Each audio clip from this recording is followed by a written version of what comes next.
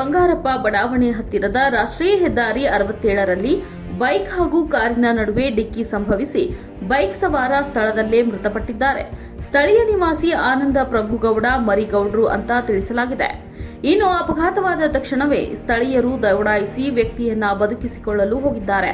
ಆದರೆ ವಾಹನ ಗುದ್ದಿದ ರಭಸಕ್ಕೆ ವ್ಯಕ್ತಿ ಸ್ಥಳದಲ್ಲೇ ಸಾವನ್ನಪ್ಪಿದ್ದನ್ನ ಕಂಡು ಮಹಿಳೆಯರು ತೀವ್ರ ಆಕ್ರೋಶಗೊಂಡು ರಸ್ತೆ ತಡೆದು ಪ್ರತಿಭಟನೆಗೆ ಮುಂದಾದಾಗ ತಡೆಯಲು ಹೋದ ಪೊಲೀಸರ ಜೊತೆಗೆ ಮಾತಿನ ಚಕಮಕಿ ನಡೆದು ಕೆಲಕಾಲ ಗದ್ದಲ ಪರಿಸ್ಥಿತಿ ಉಂಟಾಗಿದೆ.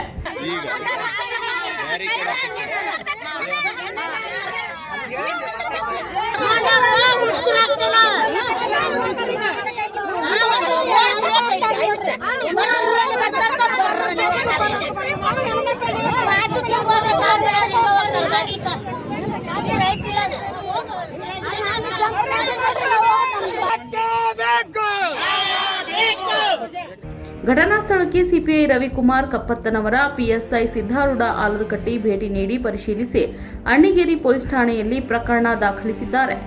ವರದಿ ಕಿರಣ್ ಕುಮಾರ್ ಪೂಜಾರ್. ನೀವು ನೋಡ್ತಿದ್ದೀರಾ, ಇದು ನ್ಯೂಸ್ 88 ಕನ್ನಡ, ಸುದ್ದಿಯ ಜೊತೆ ಸದಾ ನಿಮ್ಮೊಂದಿಗೆ.